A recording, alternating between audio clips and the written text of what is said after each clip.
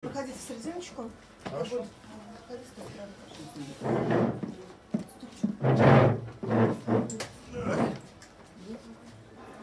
Еще раз, здравствуйте.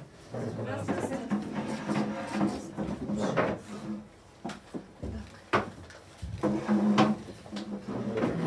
Еще раз, коллеги, всем добрый день. Сегодня у нас замечательная история. Мы встречаемся с актером, режиссером, нашим, побоюсь слова, всенародным любимцем, особенно судя по тому количеству селфи, которые ему пришлось сделать уже за эти 2 дня. Виля Хапасала. Прошу любить и жаловать. Мы сегодня встречаемся по поводу съемки большого цикла программ о Республике Татарстан. Сегодня также у нас присутствует Айгуль Балахонцева, начальник отдела продвижения туристского продукта Госкомитета Республики Татарстан по туризму.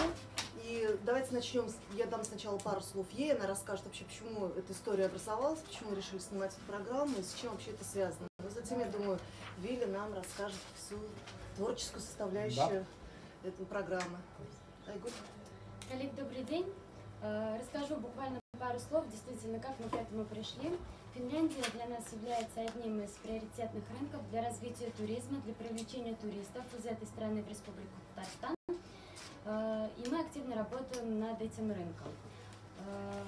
Уже 5 лет у нас летает прямой самолет, то есть город Хельсинки и город Казань связывает прямое авиасообщение. И вот примерно 5 лет мы как раз-таки работаем над развитием этого рынка. Финляндия страна небольшая, это порядка 4 миллионов, 5 миллионов, наверное. 5,5 миллионов людей, но финны, они очень много путешествуют и в том числе выбирают путешествия с культурно-познавательными целями, коими как раз-таки является и наша Республика Татарстан. Мы считаем, что сюда приезжают те люди, которые интересуются историей, культурой, которые любят реку Волгу, увлекаются фестивалями международными, фестивалями оперы, балета. То есть мы как раз-таки считаем, что мы можем быть очень интересным направлением для развития туризма. Виля Хапасала – это человек, который известен не только в России, широко известен в Финляндии. Он является популярной медийной личностью, его там все любят, обожают. Он является автором и продюсером десятка цикла передач туристической направленности, которые пользуются широкой популярностью. Ну и вообще, я думаю, что ни для кого не секрет, Виля очень любит Россию.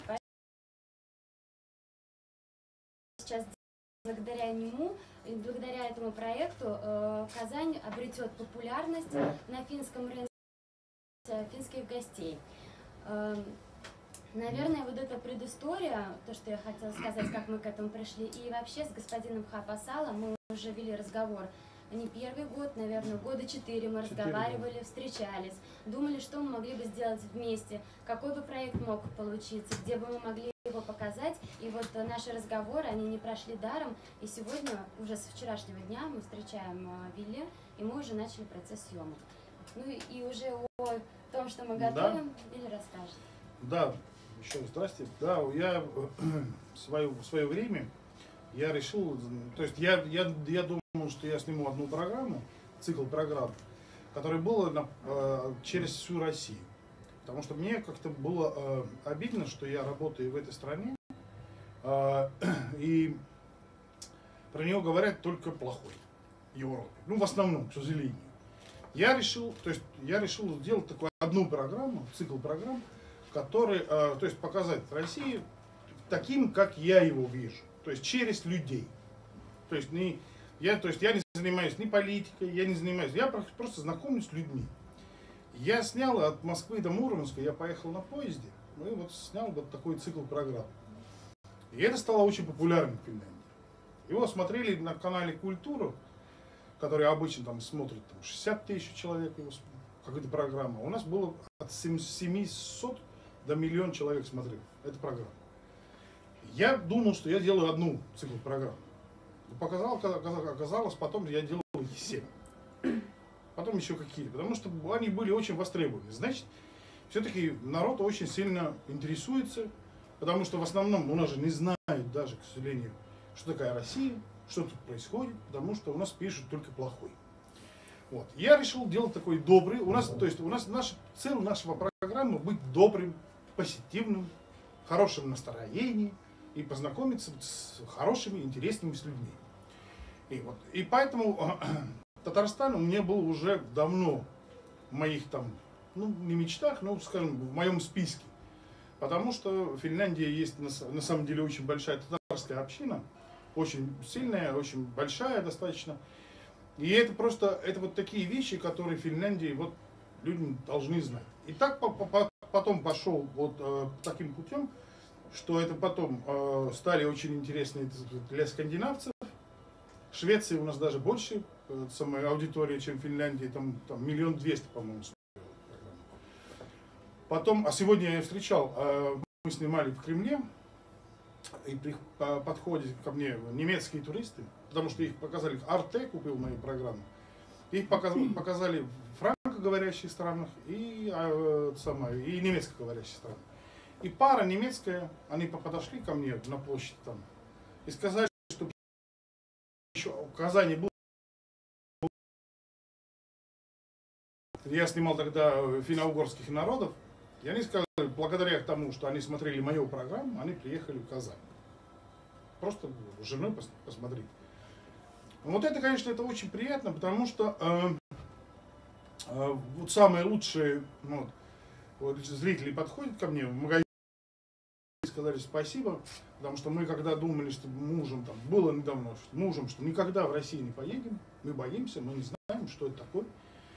И потом они пришли ко мне спустя там год, они сказали, все-таки съездили. И было очень круто, и у них вот, заново они заказали себе путевку в Россию. Поэтому я люблю делать такие вещи.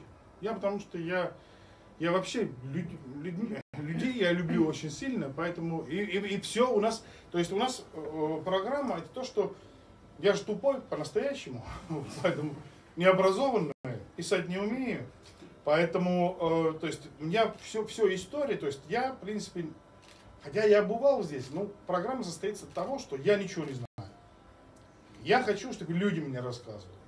Правду они говорят, неправду, это уже вторично. Первично то, что они рассказывают истории. То есть, я знакомлюсь с человеческими историями, вот этот регион. Вот, поэтому мы объездим так, я понимаю, я принципиально, вот у меня в программе как? Я никогда не хочу встречаться с человеком до того, то есть любой человек, я встречаюсь только в кадре. То есть я, например, не переговорю с человеком, который я буду встречаться заранее, то есть даже не здороваюсь. Я сижу далеко, чтобы все это было как-то как первый раз и по-настоящему. Поэтому, например, я попросил группу, чтобы они мне не рассказали, куда мы едем дальше. Чтобы мне все это было, они там подготовили, я знаю, с помощью, да. Поэтому, то есть, куда меня ведет, то есть я еду как настоящий турист. И я удивляюсь, там, и все разные места. Уже сегодня мне показали такие места вообще красивые. Поэтому я уверен, что мы делаем, самое главное, что проект должен быть добрым, позитивным, добрым программой. Я знаю, что в России есть какие-то есть вещи. То есть я знаю, но я не хочу их показать. Нет, зачем? Я хочу, чтобы было позитивное. Все. Не от того, что я делаю какую-то пропаганду. Нет. Я просто знаю эту страну. Я объездил эту страну, вы даже не представляете, сколько раз. В России такого места нету, где я не был. Я вот реально так получилось. Я очень счастливый человек, что у меня была возможность побывать в очень многих местах и встречаться с очень многими разными людьми. И это я сейчас продолжаю. И поэтому вот сейчас будет Татарстан. Будем продвигать, будем показать людям. Потому что реально негативного хватает в этом мире очень много. Я не хочу. Ну и с другой стороны, я не хочу, то есть, если мне не нравится что-то, я не буду врать, что как красиво, если мне это не красиво. Но пока я редко таких вещей встречаю. Потому что все-таки здесь красота очень много, и очень много интересных людей и вещей. Да. Так, коллеги, есть ли вопросы? Кто будет задавать? Добрый день, Татьяна Марьевна, «Время». Я хотела спросить, во-первых, кто пишет сценарий сценарии для этих передач, если они вообще существуют, или это просто чистая импровизация, и потом будет монтироваться? И чья съемочная группа? Вы с собой привезли или наша казанская? Нет, у меня своя.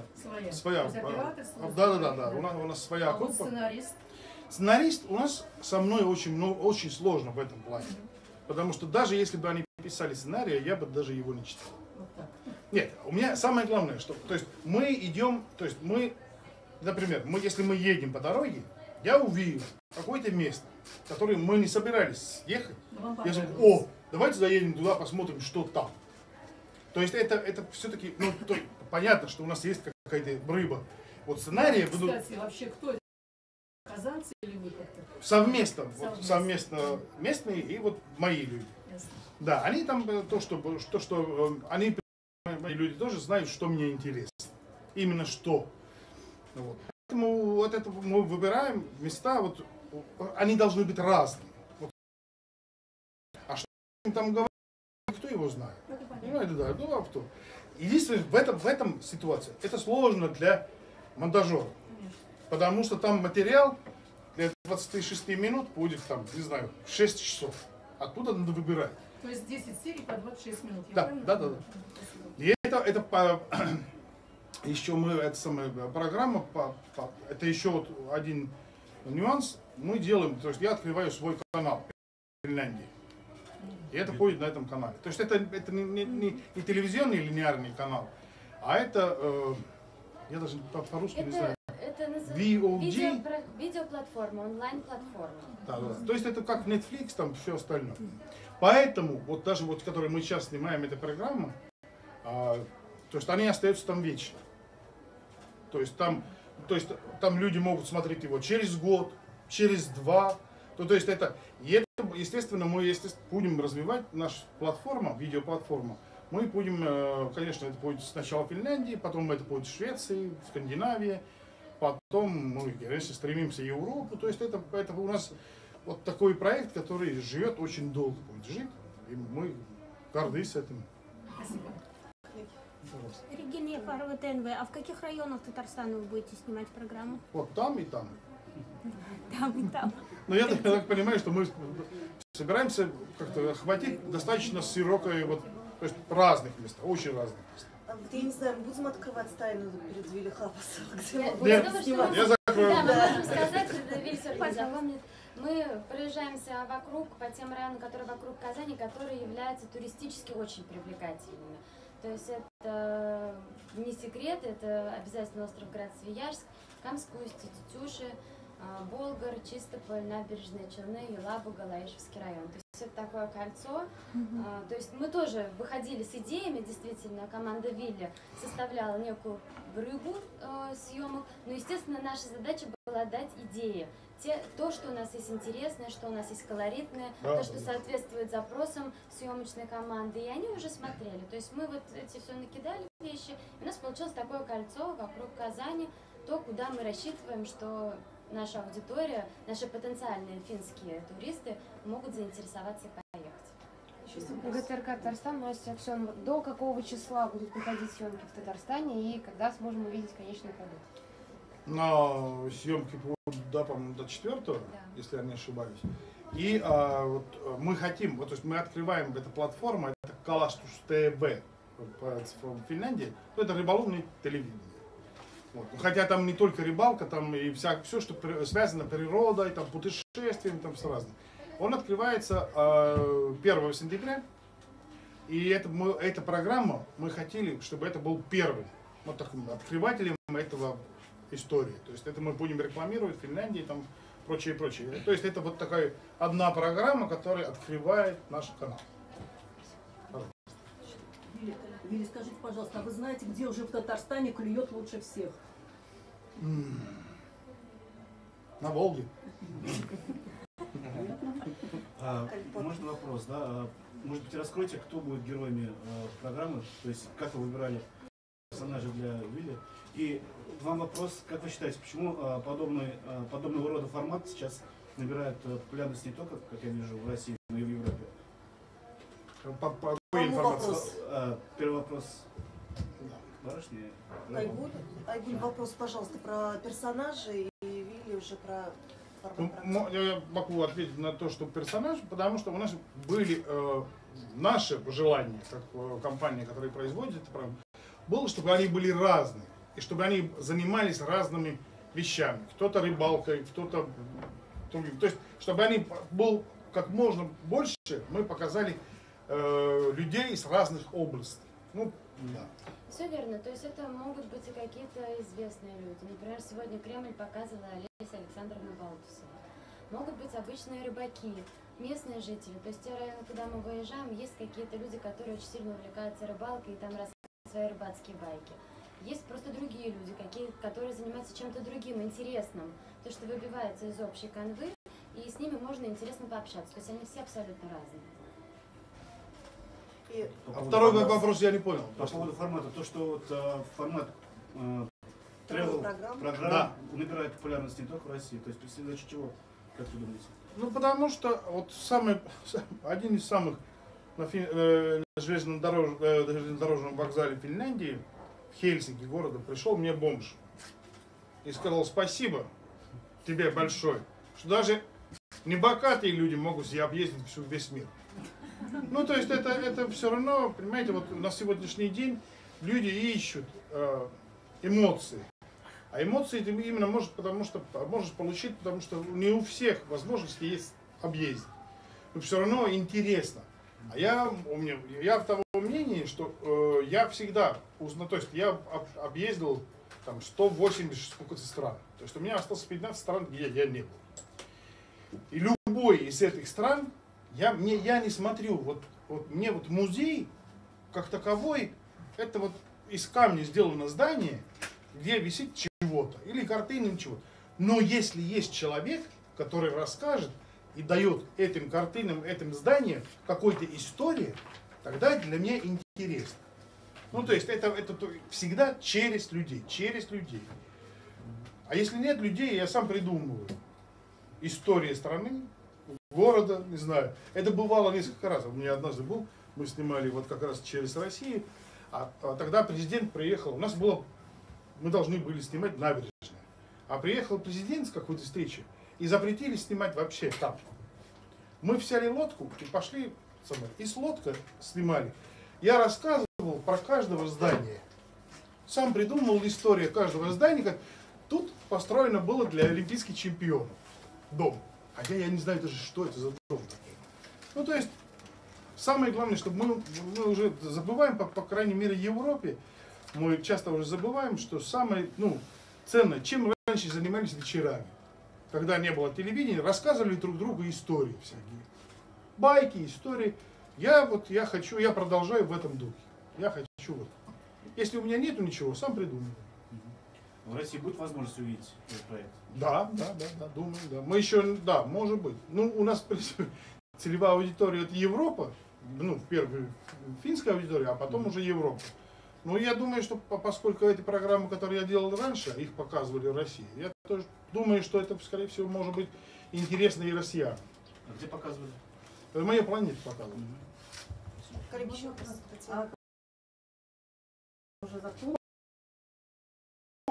Потом увидим в программе уже. Коллеги, чисто. Мирошниченко Алена, корреспондент портала Kazan.ru. У меня вопрос. Сколько из 10 серий запланировано снять в Казани? И что именно в Казани вы уже посетили? И что, может быть, уже запланировано к посещению и к съемкам? Но мы, по-моему, 2 программы снимаем. Да. Нам в Казани, а остальное вокруг. Сегодня в Кремле были, которые мне всегда это интересно. Учитель Марджан. Да. Там татарский. Потом сегодня мы пекли пирог здесь, Да, Леш? национальный. Да, научили меня, мне плохо, конечно, получается. Ну, я старался как смог. И скоро буду его есть. Да, через проверим, как Да. получилось. Потом мы сейчас едем в музей Чачак, да, а потом, естественно, вот я человек, который люблю баню, больше всего, естественно, в баню. Я, находясь в Финляндии, я хожу в баню как минимум 1 раз в день. Обычно 2 раза. Минимум это 1 раз. Это уж совсем, если вообще времени нет. То есть у меня в Финляндии 7 бань своих. ну, каждый день недели, как настроение. Вот сегодня хочется по-черному. Ну, то есть у нас в Финляндии всегда родились в банях и умирали, и все остальное, да. Поэтому я вот тот человек, который, это моя история. Вилли, можно вопрос? Да, давай. Ну, давайте вот коллеги. Давай. Марат, Татаринформ, да, Вилли. Скажите, вот вы не только с известными персонажами общаетесь, да, в Татарстане, Да. но и с теми, кто Обычные просто обычные люди, люди. Обычные люди, да. Они вас узнают или как? Или вы их предупреждаете, что вы с ним будете, как вас, например? Нет, я думаю, предупреждаете что им? все-таки в этой стране меня знают. То есть Как-то- чаще узнают, да? Вилли узнает Чаще. всегда. Да. Да, мы вот 2 дня в Казани, Вилли узнает всегда. Да. Это даже вот у нас некий такой челлендж снимать передачу в то время, когда все узнают Вилли. Да, ну это да, это есть такая, да. Потому что, да, это, ну, слава богу, народная любовь как-то есть еще, никуда не исчезнет, поэтому это иногда приятно, иногда это мешает, но все равно, нет, я же решил с самого, вот когда мне стало гораздо легче жить, когда я решил себе, что когда у меня шапка на голове, это как у клоуна, значит, я на работе. Значит, я должен, если приходит ко мне, сельфи это вот это. То есть я не имею права отказаться, потому что он или она там является тем человеком, который мне платит зарплату. Поэтому то есть это вот я должен, то есть у меня нет такого, если я не могу общаться с людьми, значит я буду дома сидеть и все. Поэтому, да, узнают, да, честно. Да. Вилли, скажите, пожалуйста, кто финансирует ваш проект, если это корректно, и сколько это стоит? Ну, если это корректно. Это стоимость никто никогда не говорит, никуда, да. Это мы совместно делаем, то есть наша сторона и вот. Комитет Патриот. Да. Правительство Республики Татарстан. То есть это такое, наша совместная история. Коллеги, у нас еще немного времени осталось, пару вопросов. Давайте. еще. Можно? У вас 7 бань, это что получается, на каждый день недели, что ли? Да, Как вы их да, используете? разные они бывают. Только они с расстоянием друг от друга.